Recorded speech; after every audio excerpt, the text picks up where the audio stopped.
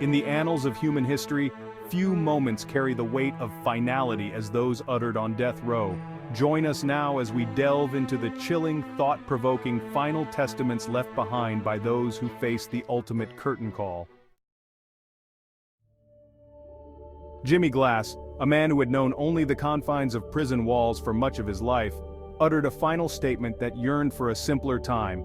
"I'd rather be fishing," he declared, his words heavy with the weight of lost freedom.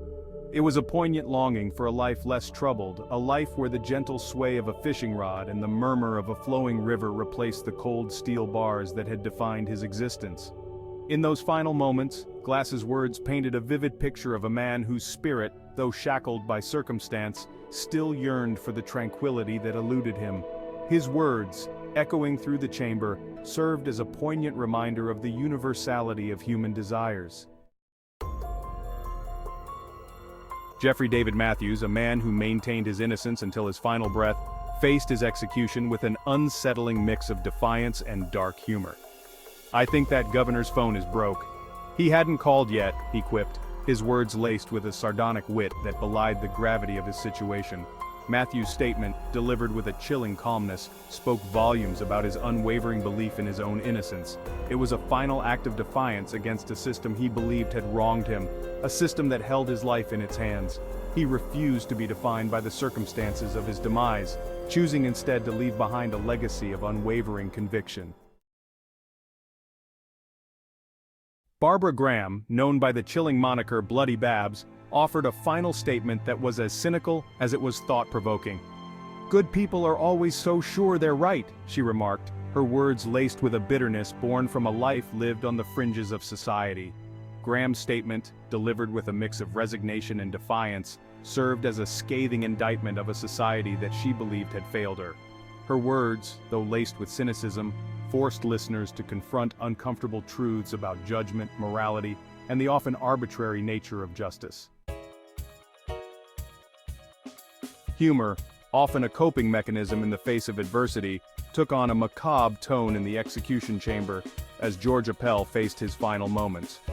"Well, gentlemen, you are about to see a baked Appel," he declared, his words laced with a dark humor that belied the gravity of the situation.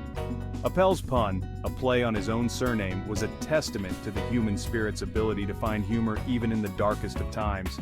His words, though delivered with a touch of morbid humor, served as a stark reminder of the power of the human spirit to find light in the darkest of places. James Lewis Jackson's final statement was a chilling echo of his deeply held beliefs, a reflection of the despair that had come to define his existence.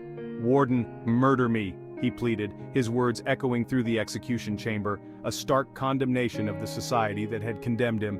Jackson, who had vehemently denounced Harris County as Sodom and Gomorrah, saw his execution as an act of murder, a final act of cruelty inflicted upon him by a system he believed to be inherently corrupt. His final plea, a desperate cry for recognition of his humanity amidst the dehumanizing machinery of the justice system, served as a stark reminder of the profound moral and ethical questions surrounding capital punishment. Robert Charles Towery's final words were an intriguing blend of sentimentality and a peculiar nod to his passions. "I love my family.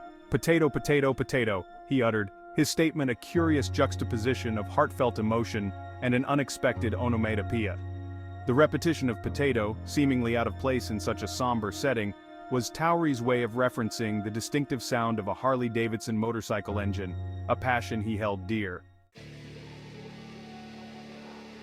George Engel, a man who lived and died by his own convictions, faced his execution with the defiant embrace of his anarchist ideals. "Hurrah for anarchy! This is the happiest moment of my life," he proclaimed, his words echoing through the execution chamber, a testament to his unwavering commitment to his beliefs.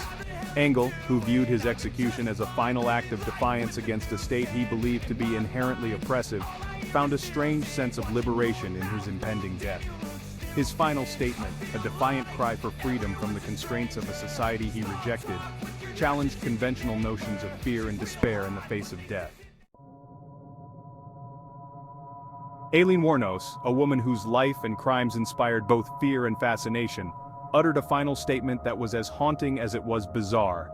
"I'll be back, like Independence Day with Jesus," she declared, her words echoing the delusions of grandeur that had come to define her final years.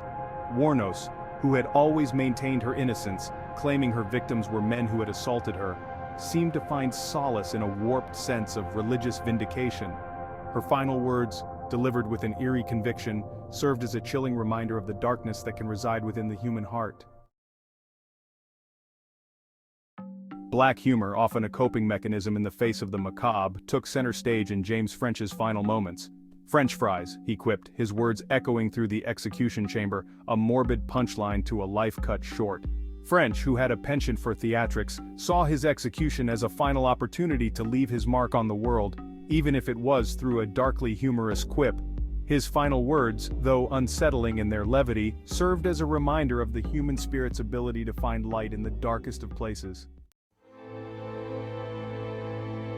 Johnny Frank Garrett, a man who maintained his innocence until his final breath, faced his execution with a bitterness that reflected the turmoil of his life. "The rest of the world can kiss my ass," he spat, his words laced with anger and resentment towards a society he believed had wronged him. Garrett's statement, delivered with a raw, visceral intensity, was a final act of defiance against a system he believed had failed him. His final statement, a testament to his enduring rage, served as a stark reminder of the complexities of the human experience and the enduring power of resentment.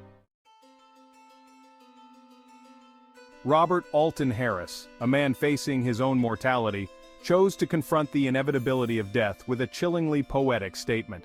"Everyone dances with the Grim Reaper," he remarked, his words echoing through the execution chamber, a stark reminder of the universality of death. Harris's statement, delivered with a sense of resignation rather than fear, transcended the specifics of his own demise and spoke to the shared fate that awaits us all. His final statement, a testament to his acceptance of the inevitable, served as a poignant reminder of the fragility of life and the importance of living each day to the fullest. Richard Zeitvogel, a man facing his final moments, chose to leave behind a message of hope and perseverance for those he would leave behind. "Keep the faith and rock on," he encouraged, his words echoing through the execution chamber, a testament to the enduring power of the human spirit. Zeitvogel's statement, delivered with a sense of peace and acceptance, offered a stark contrast to the despair and anger often associated with death row.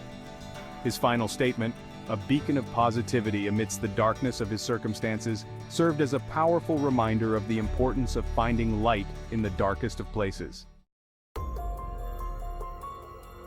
Patrick Bryan Knight, a man who maintained his innocence until his dying breath, faced his execution with a mixture of anger and despair. "Death has set me free. That's the biggest joke," he declared, his words echoing through the execution chamber, a final plea for recognition of the injustice he believed was being carried out. Knight's statement, laced with bitterness and irony, highlighted the tragic reality of his situation.